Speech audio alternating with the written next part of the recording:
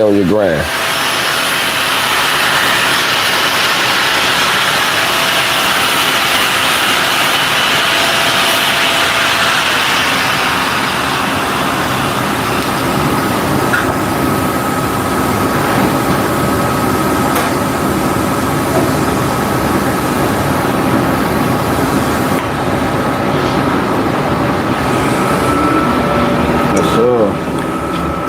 Lot better. See, now you understand it though, because that's gonna help you get, it's gonna help once you get that angle right on how you need to hold it, it's gonna make it easy when you implement it, because you almost got it, but once you get that down, that's gonna be your thing.